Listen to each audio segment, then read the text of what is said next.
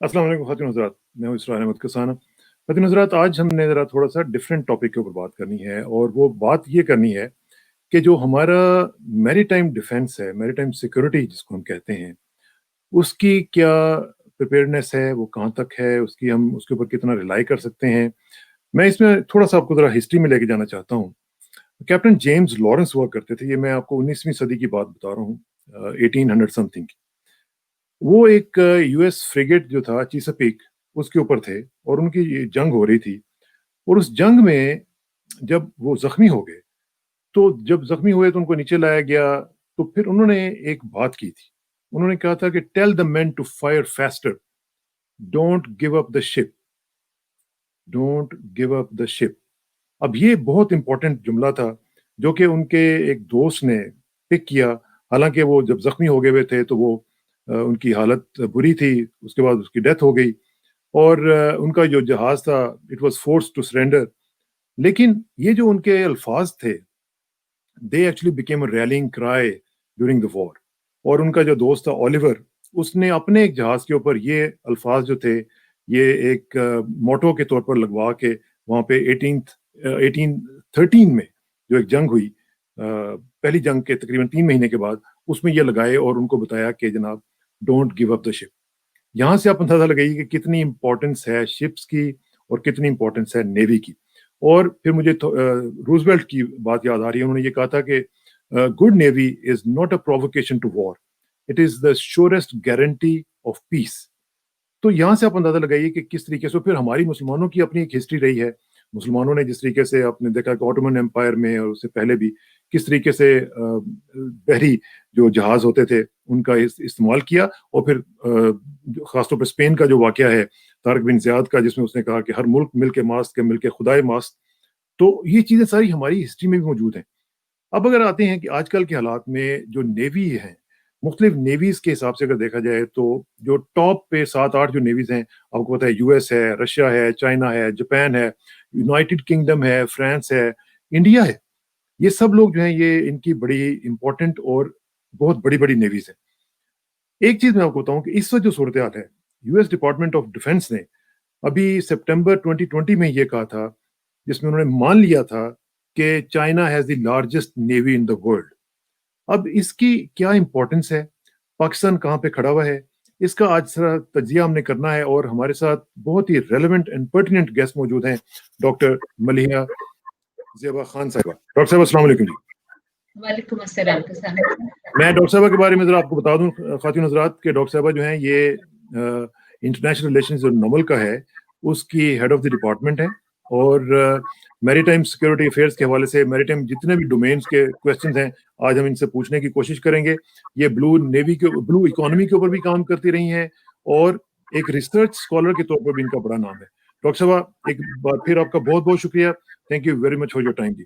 मेरा पहला क्वेश्चन आपसे ये होगा कि मुझे सिर्फ ये बताइए कि ये जो मैंने आप एक बैकग्राउंड के तौर पर अपने नाज़रीन को बताया है, इसमें रहते हुए मुझे सिर्फ ये बताएँ कि पाकिस्तान की जो मैरीटाइम सिक्योरिटी की सिचुएशन है, वो क्या है? आपको पता है इंडियन ओशन की क्या इम्पोर्टेंस है, 90% of the trade is passing through south of Pakistan. फिर साथ ही हम अपनी जो सी लाइन ऑफ कम्युनिकेशंस हैं, यानी स्लॉक्स जो हैं, उनका भी ज़रा थोड़ा-सा तज़िया कर रहे हैं। पाकिस्तान नेवी को 4 डायमेंशनल फोर्स भी कहा जाता है। ये सब चीज़ों का ज़रा थोड़ा-सा मुझे जवाब दें, मेरी तकरीर खत्म हो जाएगी, फिर it's over to you. Thank you very much Kasana साहब। आपके इंट्रोडक्शन ही इतना इंटरेस्टिंग था कि इससे आगे खुद ब खुद सोच महवेज होती है। यहाँ जहाँ तक ताल्लुक है हमारे वेस्टर्न इंडियन ओशन का, पाकिस्तान की लोकेशन स्ट्रेटेजिकली ऐसी है कि ब्रॉड किस्म की साहिली पट्टी मौजूद है। तकरीबन ये 1000 किलोमीटर से ज्यादा लंबी साहिली पट्टी हमारे पास है, जो इंडिया से शुरू होती है और ईरान पे जाके खत्म होती है। अब जब हम इस चीज को मद्देनजर रखते हैं तो हमें ये समझने में आसानी हो जाती है कि इतनी जो वसी है उसको हम किस तरीके से महफूज बना सकते हैं।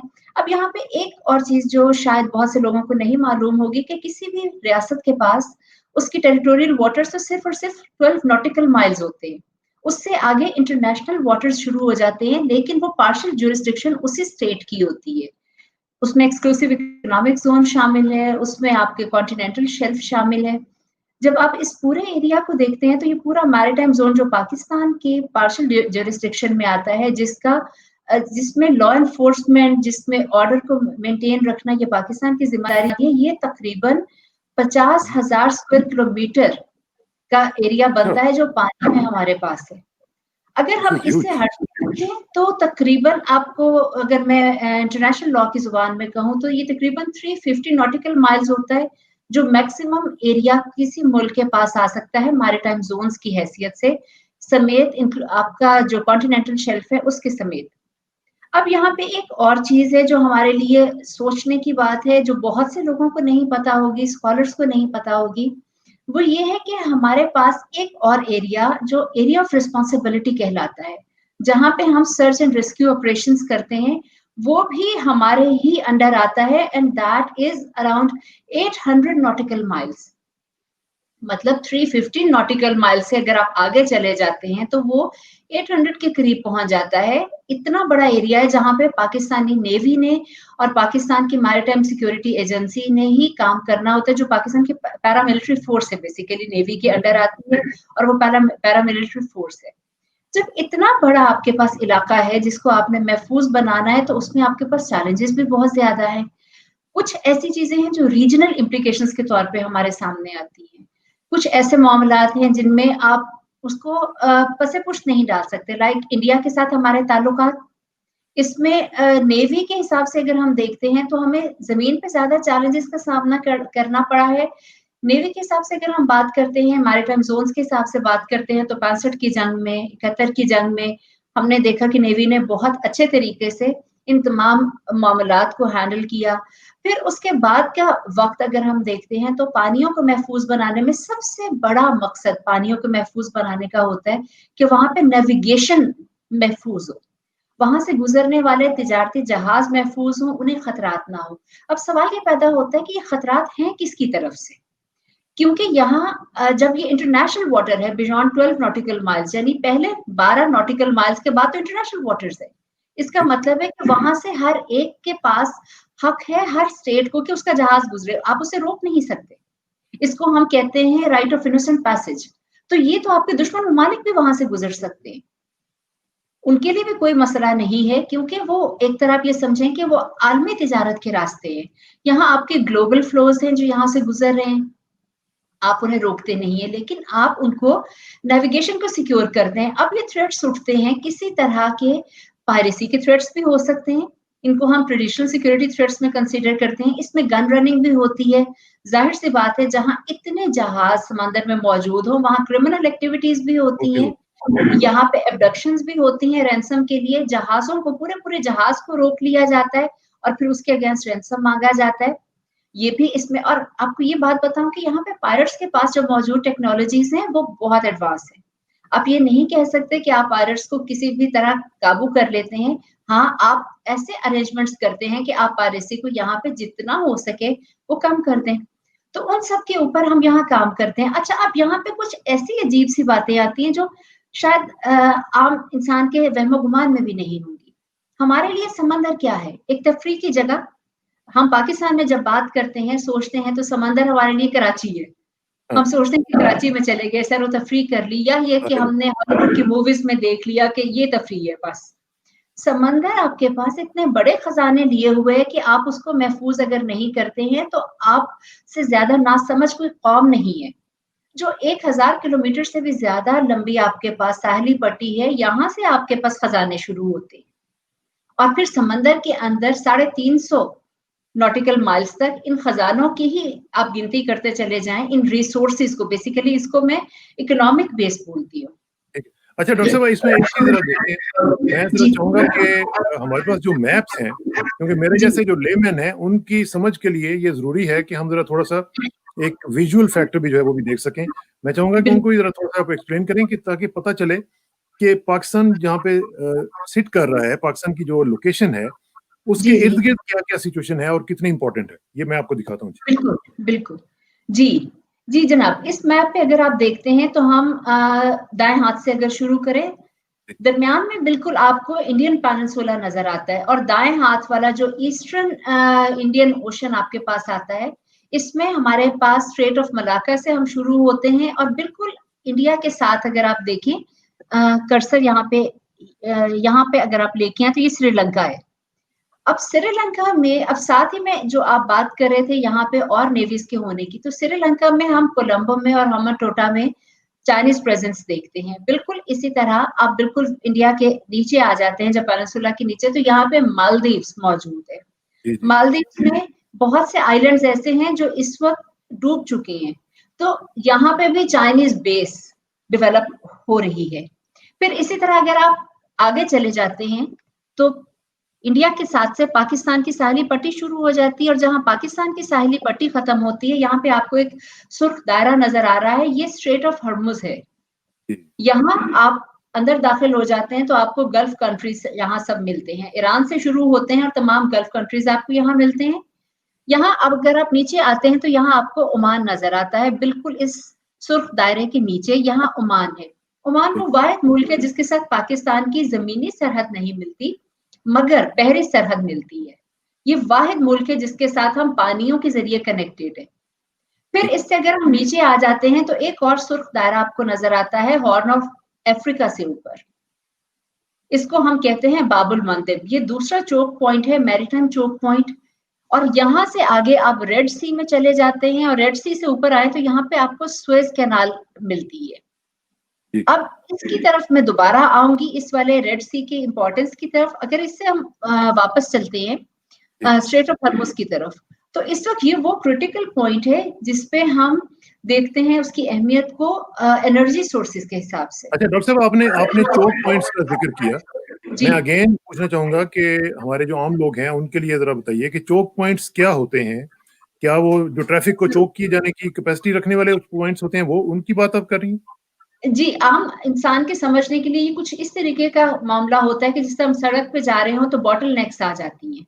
जी किसी भी जगह सड़क नैरो हो जाती है या किसी भी वजह से हमें रुकना पड़ता है तो वहां ट्रैफिक के चोक होने के चांसेस होते हैं। अब ये जो चोक पॉइंट्स हैं, बेसिकली चोक पॉइंट्स वो चोक पॉइंट्स होती हैं, वो जगह होती हैं समंदर में जहां पे दो वाटर बॉडीज मिलती हैं।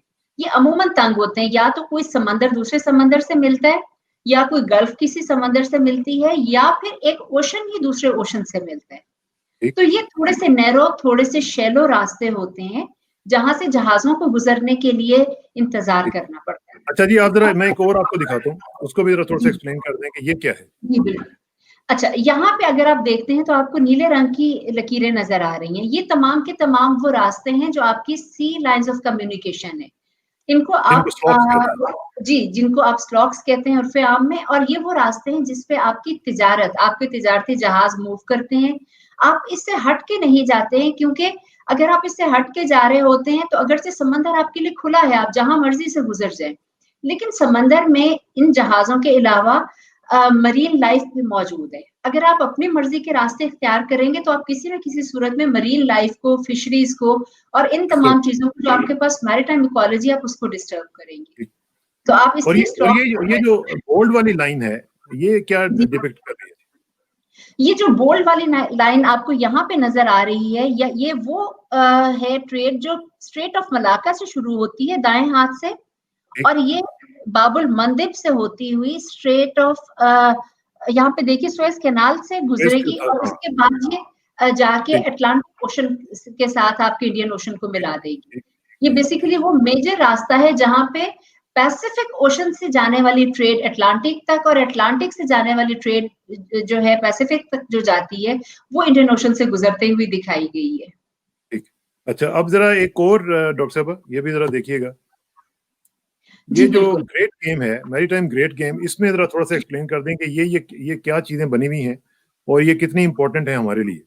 जनाब, ये बहुत जबरदस्त आपके पास एक ये मैप मौजूद है। अब यहाँ पे हम मैरीटाइम ग्रेट गेम पे अगर आप थोड़ा सा हम फोकस कर लें तो बेहतर हो जाएगा।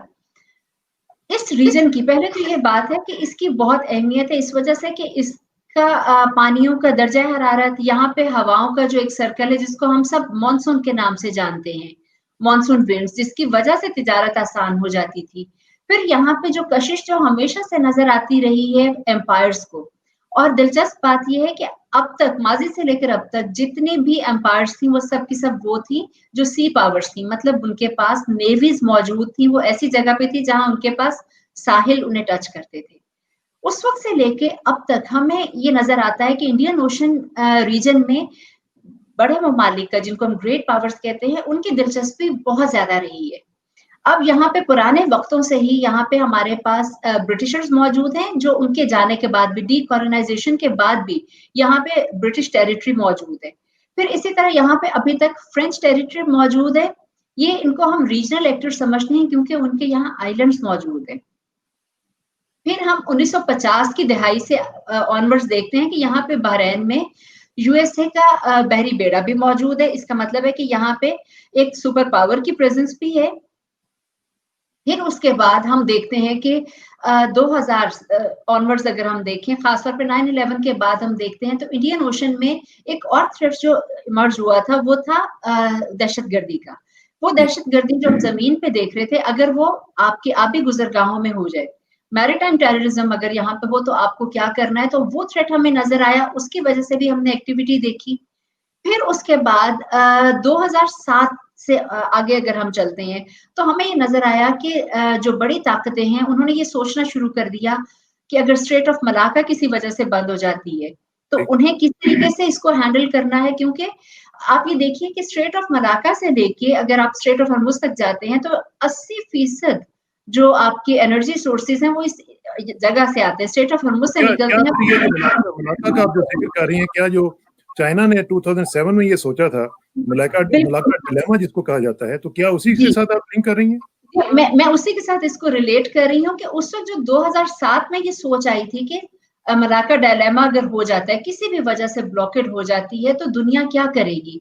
तो इससे आगे सोच का एक नया रुख आया कि आपको अल्टरनेटिव्स भी बनाने हैं।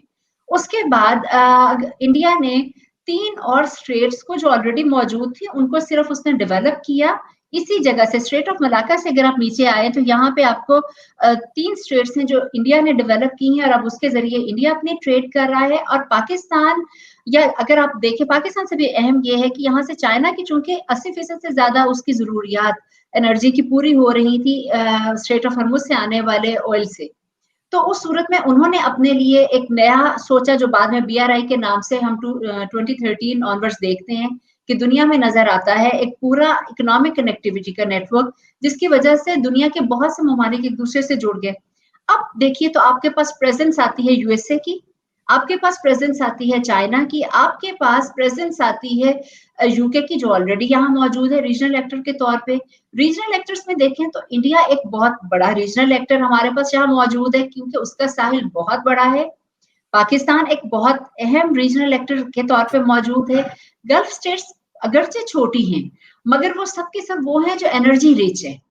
वो मिडिल ईस्ट यहाँ से कनेक्ट होता है आपके लिए। फिर आप जब थोड़ा सा नीचे आते हैं बाबुल मंदिर के जरिए अगर आप देखते हैं तो अब रेड सी में कुछ ऐसी नई चीजें हमें नजर आ रही हैं जिसके बाद इस इलाके की अहमियत बहुत ज्यादा बढ़ जाएगी। एक तो ये है कि यहाँ पे सऊदी अरेबिया ने जो एक नया शहर एस्टेब्लिश करना शुरू किया है न्योम, न्योम को लेके इजराइल के साथ उसकी जो कनेक्टिविटी एस्टेब्लिश हुई है उसमें तो इजराइल के तो मेरे ख्याल है डॉक्टर साहब बना भी इजराइल रहा है, सारी की सारी जो वहाँ पे जो कंस्ट्रक्शन वगैरह मेरा ख्याल है कि इजराइल बना रहा है और इजराइल को एक तरह इसमें उसका जो प्रेजेंस है वो लेजिटिमेट हो जाएगी। तो आप और बेसिकली ये जो आपने लफ्ज यूज किया है लेजिटिमेसी का, यही वो actually it is looking for legitimacy, क्योंकि उसके पास लेजिटिमेसी नहीं है। एग्जैक्टली वो उसको लेजिटिमेट करने के लिए अपने इन्वेस्टमेंट और अपने स्टेक्स बढ़ा रहे हैं। अगर आप रेड सी के मैप पे चले जाएं तो ये एक बड़ा एक डिफरेंट सी आपको एक मंजर नजर आता है। यहाँ पे इजिप्ट आपको नजर आता है। इजिप्ट के दाहिने हाथ पे अगर आप देखें तो ये एक जो ऊपर अगर आप जाते हैं ये दाहिने हाथ पे अगर आप देखें तो यहाँ पे इजराइल है और इस जगह पे आके न्योम एस्टेब्लिश किया जा रहा है। अब इसके दूसरी तरफ अगर आप आ जाते हैं जहां से आप सुएज कैनाल की तरफ एंटर होंगे तो यहाँ पे सूडान में रशिया, ये एक सुर्ख निशान आप देखें यहाँ पे सूडान में रशिया अपनी नेवल बेस एस्टेब्लिश कर रहा है। बिल्कुल ठीक। एग्जैक्टली अब इस सूरत में इसका ये मतलब है नेवल बेस बनाने का कि वो यहाँ पे स्टेशन कर रहा है। तो एक और ग्रेट पावर है जिसका वजूद यहाँ पे अब हमें नजर आएगा जो इससे पहले एक्टिव नहीं थी डायरेक्टली, लेकिन इस बेस की वजह से उसकी प्रेजेंस यहाँ पे हमें गारंटी हो जाएगी कि वो वहां मौजूद है। अब ये तो वो हैं जो हमारे रीजन में IOR जिसको हम कहते हैं इंडियन ओशन रीजन, इसमें ये ताकतें आ चुकी हैं। मगर इससे हटके कुछ ऐसी चीजें भी हैं जो हमें यहाँ नजर आती हैं, जिसमें अगर आप देखिए तो जर्मनी ने जर्मनी ने अपनी इंडो पैसिफिक स्ट्रेटेजी दी है इसी साल में। अगर आप देखते हैं सितंबर 2019 में जर्मनी ने अपनी स्ट्रेटेजी दे दी इंडो पैसिफिक। अब जर्मनी के पीछे पीछे फ्रांस भी अपनी स्ट्रेटेजी बाकायदा लेके आ रहा है, यूरोपियन यूनियन मोस्ट प्रोबेबली यही स्ट्रेटेजी के जो मेन पॉइंट्स है इनको फॉलो करेगा। अब इसका ये मतलब है कि आपके पास यहाँ पे बहुत से मुल्कों के स्टेक्स इन्वॉल्व हो गए हैं, और जब भी यहाँ पे मुख्तलिफ ताकतें आएंगी, मुख्तलिफ ममालिक आएंगे, तो उनकी मिलिट्रीज भी तो आएंगी। आप और किस उससे पूरा पावर बैलेंस भी तो चेंज हो जाएगा ना। एग्जैक्टली वहां पे उनका जो बैलेंस ऑफ पावर बदलेगा, जो उनकी मिलिट्रीज उनको सिक्योर करने के लिए आएंगी, जो उनके जहाज वहां पे आ रहे हैं, जितनी तिजारत यहाँ हो रही है, एक दूसरे के साथ उनकी जो इंटरेक्शन बढ़ रही है, तो इस सूरत में यहाँ पे कॉम्प्लेक्सिटी बहुत ज्यादा हो जाएगी। तो ये है जो सारी चीजें हम देख रहे हैं, ये भी मेरा ख्याल है कि वो जो हम देख रहे हैं, ये सारी वही हमारे रीजन में जो ट्रैफिक है और जो लाइन ऑफ कम्युनिकेशंस हैं, वो सारी की सारी इसमें नजर आ रही हैं। ये सारी जो ओवरऑल सिचुएशन हम देख रहे हैं डॉक्टर साहब, इसमें मुझे बताएं कि ये जो ग्रेट गेम, बेसिकली तो ग्रेट गेम आप बता रही है ना कि ये ग्रेट गेम चल क्या रही है, अब उसमें थोड़ा सा मुझे बताएं कि ये चैलेंजेस अब इसमें हमारे लिए क्या हैं और हम उसके ऊपर कैसे ओवरकम कर सकते हैं। इसमें कसाना साहब बहुत बड़ा चैलेंज जो मैं समझती हूँ बहुत इस वक्त जिस पे हमें फोकस करने की जरूरत है, वो है सिक्योरिटी का। जहां पे इतनी एक्टिविटीज हो रही हैं, जहां पे इतने चैलेंजेस इमर्ज हो रहे हैं, यहाँ पे आपके पास स्मगलिंग भी मौजूद है, यहाँ पे आपके पास ट्रांसनेशनल ऑर्गेनाइज क्राइम भी है, बल्कि अगर आप इसको कहें तो ये इंटरकॉन्टिनेंटल ऑर्गेनाइज क्राइम की सूरत धार चुका हुआ है। यहाँ स्मगलिंग है, यहाँ ट्रैफिकिंग है, यहाँ पे ड्रग्स आपको नजर आती हैं, यहाँ आपको नार्को टेररिज्म नजर आता है, यहाँ पे आपको पायरेसी नजर आती है, यहाँ पे आपको ग्रेट पावर्स के अपने इंटरेस्ट क्लैश होते नजर आते हैं, यहाँ पे कभी कन्वर्जेंस है, कभी डाइवर्जेंस है। तो इन तमाम चीजों की मौजूदगी में इसको समंदरों को महफूज बनाना, क्योंकि जो आपके ओशंस हैं ये आपका ग्लोबल कॉमन है, आपको समंदरों को महफूज बनाना है, इस नेविगेशन को महफूज बनाना है, तो सबसे बड़ा चैलेंज ये है कि यहाँ पे इन थ्रेट्स को काउंटर किया जाए। यहाँ पे आपके पास ऐसे थ्रेट्स भी हैं जो शायद किसी के वहमो गुमान में भी ना हो। साइबर सिक्योरिटी के मसाइल हम जमीन पे तो सुनते हैं, आपने कभी सोचा कि अगर साइबर सिक्योरिटी के मसाइल समंदरों में हो तो वो किस तरह के होंगे? वो बल्कि सिर्फ मैं आपके आपसे ये सवाल पूछने ही वाला था कि जहाँ पे हम बाकी डोमेन्स की बात करते हैं, वहाँ पे साइबर डोमेन जो है और फिर इलेक्ट्रोमैग्नेटिक डोमेन है, ये सब चीजें जो है मॉडर्नाइजेशन के साथ साथ इनको सिनर्जाइज करने की बहुत जरूरत नहीं, आप फील करती हैं कि हमें जरूरत पड़ेगी अपनी मजीद? बहुत ज्यादा इसके लिए जरूरत है। इंटरनेशनल लॉ में इस पे काम किया जा रहा है मुसलसल, और आने वाले वक्तों में मैं समझती हूँ कि स्टेट्स को फोकस करने की जरूरत है, क्योंकि आपके पास साइबर सिक्योरिटी सिर्फ फाइबर ऑप्टिक केबल की हिफाजत नहीं है। आप ये सोचिए कि वहां जितने जहाज हैं, जहाज का पूरी नेविगेशन एक ऑटोमेटिक सिस्टम पे है। फर्ज करें कि किसी तरह उस सिस्टम को हैक कर लिया जाए, क्योंकि वो सबका सब कंप्यूटराइज्ड है, तो आप क्या कर सकेंगे? ऐसे बहुत से वाकयात हुए हैं जिसमें ऑस्ट्रेलिया में एक दफा ऐसा हुआ था 2015 के अराउंड, कि वहां पे उन्होंने हैक किया, उन्होंने ये देखा कि स्ट्रेट ऑफ मलाक्का से जो जहाज गुजर रहे हैं, वहां किस जहाज में किस कंटेनर में उनका रिक्वायर्ड माल मौजूद है। उन्होंने उनको आइडेंटिफाई किया, 2 से 3 घंटे के अंदर अंदर उन्होंने वो एक्टिविटी लॉन्च की और वो कंटेनर्स उन्होंने उतार लिए चलते हुए जहाज से। वो क्या था? वो आपने पूरे सिस्टम को, उस कंप्यूटराइज्ड सिस्टम को हैक करके अपनी मर्जी की चीजें उसमें से चुन ली। तो पायरेसी भी अब मुझे ये बताया ना कि इसमें हमारी नेवी जो है वो क्या कर रही है, क्या हमारे पास इस तरह की कैपेबिलिटीज हैं कि हम इनको काउंटर कर सकें? अच्छा, अब ये बहुत दिलचस्प सवाल है। अब यहाँ पे मैं आपको बताऊं कि नेवी मुख्तलिफ काम करती हैं अपने मुल्कों को महफूज बनाने के लिए। एक तो इससे हटके आपके सवाल से भी पहले एक छोटा सा हिस्सा मैं इसमें ऐड करती हूँ कि इसमें ममालिक इनफरादी कोशिशें तो करते हैं, लेकिन समंदर में जरूरी ये होता है, क्योंकि ये इंटरनेशनल वाटर्स हैं, तो इसमें जरूरत इस समर की होती है कि आप सब मिल के काम कर रहे होते हैं, कोऑर्डिनेटेड एफर्ट हो। बिल्कुल कोऑर्डिनेटेड एफर्ट होती है। इससे पहले अगर हम देखते हैं तो हमने देखा कि यूएस लेड कोलिशंस बनाई गई थी जो टेररिज्म और पायरेसी को काउंटर करने के लिए यहाँ पे थी, टास्क फोर्सेस थी बेसिकली, पाकिस्तान जिनका हिस्सा है, 2004 से ऑनवर्ड से काम कर रही हैं। फिर 2018 में पाकिस्तान ने अपनी रीजनल मैरीटाइम सिक्योरिटी पेट्रोलिंग शुरू की। ये एक ऐसा इनिशिएटिव था जिसमें रीजनल पावर्स अपने-अपने जहाज़ों को लेके आते हैं और वो इकट्ठे होके अपने एरिया की हिफाज़त करते हैं, वहाँ पेट्रोलिंग करते हैं और फिर उसको महफूज़ बनाते हैं। एक तो ये चीज़ है।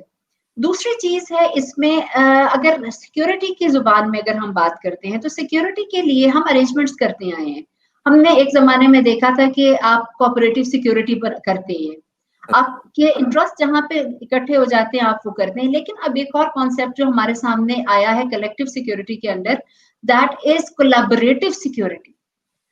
कोलैबोरेटिव सिक्योरिटी के जब आप अंडर आके बात कर रहे होते हैं, इसके तहत जब बात की जाए, तो उस सूरत में कोलैबोरेटिव सिक्योरिटी में ममालिक को आप खुली ऑफर करते हैं कि हम एक ऐसा इवेंट कर रहे हैं, आपको इसमें से कोलैबोरेट जिस एरिया में अपने एक्सरसाइज करनी है, आप आ सकते हैं। तो हम अब करें। कोलैबोरेटिव सिक्योरिटी मेजर्स करते हैं, मुख्तलिफ बहरी मशकें करना शुरू हो गए हैं ताकि हम उस चीज़ को हासिल अच्छा, कर ये जो सकें। हम अमन अमन अमन एक्सरसाइज है 2021 की, वो भी इसी का हिस्सा है। मैं उसकी तरफ वापस आता हूँ, लेकिन मुझे थोड़ा-सा डिफेंस के हवाले से बताएं जी, जी। कि हमारी जो डिफेंस जो है, मैरीटाइम डिफेंस या सिक्योरिटी कह लें, उसमें सबमरीन्स का भी एक बड़ा रोल है। मॉडर्नाइजेशन के साथ-साथ सबमरीन्स का भी रोल है। सबमरीन्स में हम कहाँ पे खड़े हुए हैं? मुझे थोड़ा-सा अंदाज़ा है शायद कि इस वक़्त हमारे पास शायद 8 का एक फ्लीट है, जिसमें जो 5 हैं, वो अलग से हैं, जो डीज़ल इलेक्ट्रिक ऑपरेटेड हैं, और 2-3 हैं, वो एमजी 110 मिनी सबमरीन्स हैं। तो इसके ऊपर हमारी क्या स्टैंडिंग है? क्या हमारा सबमरीन का जो फ्लीट है, वो क्रेडिबल मिनिमम डिटरेंस के तौर पर हम उसको गिन सकते हैं? बिल्कुल, आप उसे गिन सकते हैं कि अल्हम्दुलिल्लाह पाकिस्तान अपने अगर डेटरेंस की आप बात करते हैं, तो पाकिस्तान अपने तीनों तरह के डिलीवरी मीन्स के ऊपर एक्सेल कर चुका है और हमारे पास सबमरीन्स मौजूद हैं जो किसी भी क्राइसिस की सूरत में हमें हमारे पानियों की हिफाज़त के लिए या हमारी नेशनल टेरिटरी की हिफाज़त के लिए हमेशा समंदरों में मौजूद हैं। बल्कि एक खुशआइंद बात ये है कि पाकिस्तान सबमरीन्स बना भी रहा है। पाकिस्तान अपनी सबमरीन्स बना भी रहा है, एक्सपोर्ट भी कर रहा है और हमारे पास बड़ी ज़बरदस्त इसको जिसको हम कहते हैं कि कोऑर्डिनेटेड एफर्ट हो रही है, जो सबमरीन बनाने के लिए भी, उनकी मार्केटिंग के लिए भी हम वो काम भी कर रहे हैं। हम अपने लिए बाकी मुल्कों से भी ले रहे हैं और हम अपने लिए भी बना रहे हैं ये चीज़ें। हमारे पास बहुत अच्छा फ्लीट मौजूद है। असल बात होती है सर कैपेबिलिटीज़ की। हमारे पास बेहतरीन ऑपरेशनल कैपेबिलिटी मौजूद है और बाकी जो आप क्वांटिटेटिव मेजर्स की बात करते हैं या क्वांटिटेटिवली इन चीज़ों को करते हैं, तो हम उसमें भी अल्हम्दुलिल्लाह अपने मुल्क के हिसाब से, उसकी दिफाई ज़रूरियात के हिसाब से इस वक़्त खुद कफ़ील हैं। Very good. अच्छा, एक ज़रा थोड़ा-सा मुझे बताइएगा, मैंने आपके इंट्रोडक्शन में ये बताया था कि आप ब्लू इकोनॉमी पे भी बात करती हैं और उस पे रिसर्च कर रही हैं। एक तो ये है कि ब्लू इकोनॉमी, थोड़ा-सा जो अंदाज़ा लगता है वो यही है कि जो मैरीटाइम रिलेटेड इकोनॉमी है और उसमें जितनी भी कार्गो, आपको पता ही है कि हमारा जो स्पेशली हमारे जो साउथ में से 40% ऑफ द वर्ल्ड्स कार्गो गुज़र रहा है। 70% ऑलमोस्ट ऑयल जो है वो गुज़र रहा है। 50% ऑफ वर्ल्ड्स गैस गुज़र रही है। तो इतनी बड़ी यहाँ पे एक एक्टिविटी चल रही है। तो जो ब्लू इकोनॉमी है वो इसी से रिलेटेड है। वो हमारे नाज़रीन को ज़रा बताएँ कि ये नीले रंग की इकोनॉमी क्या होती है? अच्छा, ये नीले रंग की इकोनॉमी वो इकोनॉमी है जो आने वाले वक़्तों में हम सबको बहुत फ़ायदा देने वाली है। ब्लू इकोनॉमी सिर्फ आपके जहाज़ों से मुतालिक नहीं है। पहली चीज़ तो ये समझ लीजिए कि ये आपके साहिलों से शुरू होती है और ऑफशोर तक जाएगी, जहाँ तक आपकी समुद्री हुदूद है। इसमें आपके पास साहिलों पे मौजूद मैंग्रोव से लेके, यहाँ पे मौजूद मछेरों की बस्तियों से लेके और वो तमाम चीज़ें जिसमें वो कश्तियाँ बनाते हैं, जिसमें वो जहाज़ जो उनके इस्तेमाल के छोटे जहाज़ हैं, वो बना रहे हैं, वो उसमें नेट बनाते हैं जिसके ज़रिए मछली पकड़ते हैं, ये तमाम चीज़ें उसका हिस्सा है। फिर कोस्टल टूरिज़्म को आप लेते हैं, वो इसका हिस्सा है और यहाँ से आप शुरू करें फिशरीज़, सी फूड इसमें आएगा, इसमें मुख्तलिफ तरह के एनर्जी सोर्सेज़ आएँगे। समंदरों के आप अंदर चले जाएँ तो समंदर में मौजूद रेत और ग्रेवल तक आपके पास इतना बड़ा रिसोर्स है जो इस्तेमाल होता है। तो जी, ब्लू इकोनॉमी का कॉन्सेप्ट ये है कि समंदर में मौजूद रिसोर्सेज़, साहिल समंदर से लेकर गहरे समुद्रों तक मौजूद रिसोर्सेज़ को इस तरीके से इस्तेमाल किया जाए कि आप एनवायरनमेंट को नुकसान पहुँचाए बगैर इन तमाम चीज़ों से फ़ायदा उठा सकें और अपने मुल्क में मज़ीद से मज़ीद इकोनॉमिक अपॉर्च्युनिटीज़ पैदा कर सकें कि लोगों के लिए रोज़गार के मसाइल हल हो जाएँ। हो सके। ठीक है। अच्छा, ये पूरा जो पूरा आपने सिनेरियो बताया है, स्ट्रेटेजिक लेवल पे तो हमें थोड़ी-सी इसकी समझ आ गई, लेकिन मुझे ये बताएं कि पूरी हम इस गुफ्तगू में हमने गवादर का जिक्र अभी तक नहीं किया, और सी पैक का एक बहुत ही इंटेग्रल हिस्सा है गवादर। और गवादर जो आपकी जो सी लाइन है उसमें सारे का सारा जो इसकी जो इम्पोर्टेंस है उसके बारे में जरा थोड़ा सा बताएंगे, और चाइना का जो फैक्टर है पूरे के पूरे सिनेरियो में वो कितना इंपॉर्टेंट है पाकिस्तान की मैरीटाइम सिक्योरिटी के लिए। कसाना साहब, गवादर हमारे पास तीसरी पोर्ट है जो हम एस्टेब्लिश कर रहे हैं। इससे पहले हमारे पास पोर्ट कासिम और कराची मौजूद है। गवादर का पोटेंशियल बहुत ज्यादा है, इस तरह बहुत ज्यादा है कि एक तो पाकिस्तान कुदरती तौर पे गहरे पानियों में है, हमारे पास जो पोर्ट मौजूद है इसके लिए हमें थोड़ी सी ड्रेजिंग करनी पड़ती है और हमारे पास पोर्ट तैयार हो जाती है। ये अल्लाह के एहसान में से बहुत बड़ा एहसान है कि आपको डीप सी पोर्ट के लिए बहुत बड़ी एफर्ट नहीं करनी पड़ती। हमारे पास 2 पोर्ट मौजूद हैं पहले से, और गवादर हमारे पास वो तीसरी पोर्ट है जिसमें ये पोटेंशियल है कि ये फीडर पोर्ट से ट्रांजिट और ट्रांजिट से आगे हब पोर्ट में कन्वर्ट की जा सकती है। कराची और पोर्ट कासिम आपके पास फीडर पोर्ट्स हैं, जबकि इस वक्त गवादर का स्टेटस ट्रांजिट पोर्ट का है। ट्रांजिट पोर्ट में ऐसा होता है कि बाकी मुल्कों से आने वाली तिजारत या तिजारती जहाज वहां रुकते हैं और वहां से आगे एक्टिविटी शुरू होती है। इसको आप मल्टी मॉडल ट्रेड कहते हैं। मल्टी मॉडल ट्रेड के हिसाब से बहुत ज्यादा पोटेंशियल है, और गवादर की जो लोकेशन है इसमें खुशकिस्मती से हमें जो पहला ब्रेक वाटर था वो नेचुरली वहां मिल गया, और उसके आगे हम गवादर पोर्ट को एस्टेब्लिश करने में, डेवलप करने में बहुत अच्छे तरीके से कामयाब हुए हैं। उसमें चाइना हमारे साथ खड़ा हुआ है, और चाइना के जितने स्टेक्स हैं, ये बहुत अहम है इस चीज को समझना कि सी पैक सिर्फ गवादर से शुरू नहीं होता। इससे पहले एक ऐसा हिस्सा है जो हम बहुत कम जिस पे बात कर रहे हैं, इसको हम कहते हैं मैरीटाइम सिल्क रोड। आखिर जो तिजारत आ रही है, जो बहरी जहाज आ रहे हैं, आपके तिजारती जहाज आ रहे हैं, वो पानी से गुजर के आ रहे हैं। तो ये सिर्फ और सिर्फ सी पैक नहीं है, सी पैक से पहले का एक हिस्सा पानी में है जिसको आप मैरीटाइम सिल्क रोड इनिशिएटिव या MSRI के नाम से जानते हैं। ये एक पूरा सेट है जो पानी से गुजर के फिर जमीन पे जाएगा, तो इसलिए हम इसको मल्टी मॉडल ट्रेड कहते हैं। बल्कि इसमें एक चीज और भी ऐड कर लें कि मैरीटाइम सिल्क रोड की आपने बात की है, इसी तरह एक डिजिटल सिल्क रोड भी है। तो क्या आप समझें कि डाउन द रोड हम डिजिटल सिल्क रोड को, मैरीटाइम सिल्क रोड को और एक्चुअल फिजिकल सिल्क रोड जो है इनको मर्ज करके और इनके तमाम बेनिफिट्स जो हैं वो सिनर्जाइज करके हासिल कर सकेंगे? किसानों साहब, ये हमें करना पड़ेगा, हम कर नहीं सकेंगे, ये हमें करना पड़ेगा क्योंकि टेक्नोलॉजी जिस तरह एडवांस हो रही है, आप ये कह ही नहीं सकते हैं कि इस हिस्से को आपके पास ऑप्शन नहीं है।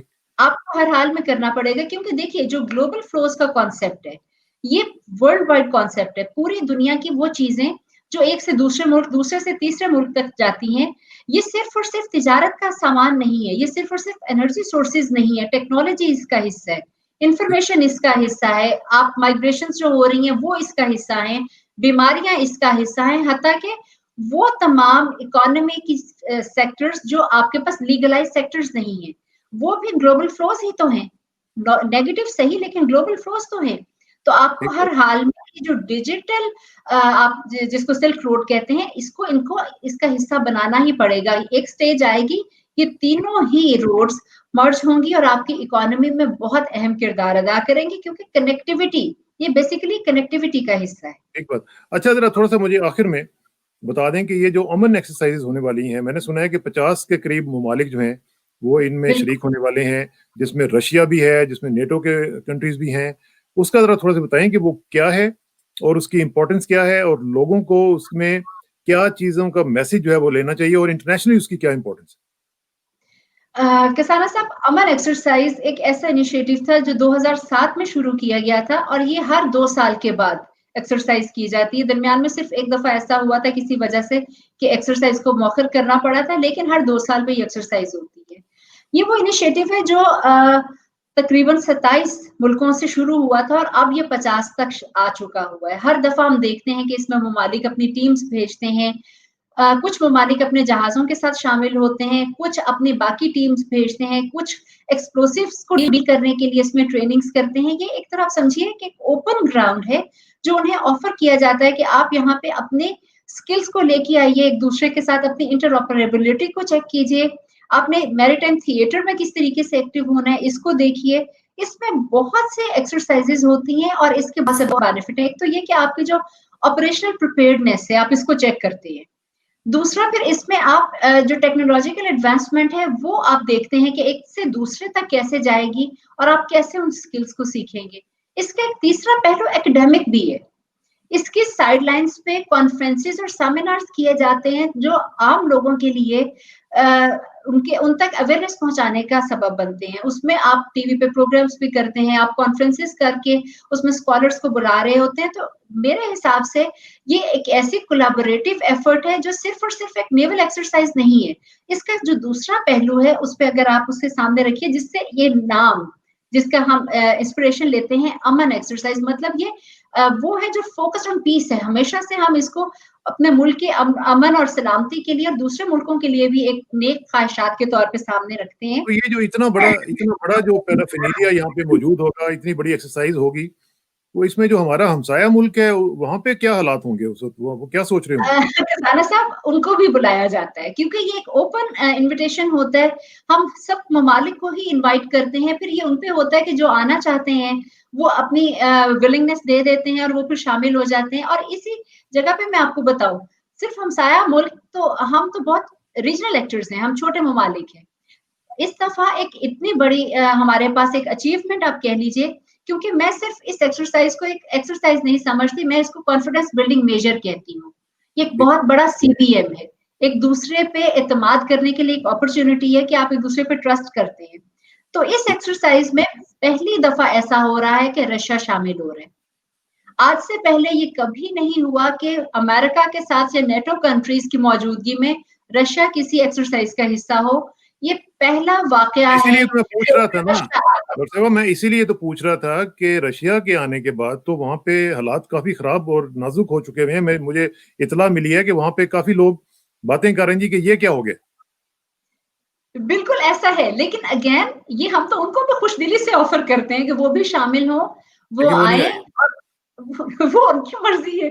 लेकिन देखिए, ये ऐसा सीबीएम है, ये ऐसा कॉन्फिडेंस बिल्डिंग मेजर है कि इसमें किसी का नुकसान नहीं है। ठीक आप ठीक, सब मिलकर बैठते हैं, आप बात करते हैं, एक दूसरे से सीखते हैं। सीखने के अमल पे तो पाबंदी है ही नहीं। बिल्कुल ठीक। डॉक्टर साहब आपका बहुत शुक्रिया। Thank you very much for your time जी, फॉर योर इनसाइटफुल बहुत एनालिसिस। आपसे इंशाल्लाह राब्ता रहेगा और wish Pakistan navy the best, wish Pakistan the best. और अल्लाह ताला करेगा कि हम इंशाल्लाह ये जो इंटरऑपरेबिलिटी का आपने नाम लिया है और इस तरह की जो मैरीटाइम के इश्यूज हैं इनको हम ओवरकम करेंगे इंशाल्लाह और पाकिस्तान आगे जाएगा। आखिर में दुआ कि मेरी इज्जत के लिए काफ़ी है कि मैं तेरा ही बंदा हूँ, मेरा फ़ख्र के लिए काफ़ी है तो ही मेरा परवरदिगार है। तो बिल्कुल उसी तरह जिस तरह मैं चाहता हूँ मुझे भी उसी तरह बना दे जिस तरह तू चाहता है। स्पुरदम बतोमाए खेचरा खुदानी हिसाब कम बेशरा। मुझे इस तरह किसानों को डॉक्टर मलिया साहबा के साथ इजाज़त दीजिए। जल्दी मुलाकात होगी इंशाल्लाह। अल्लाह। शुक्रिया।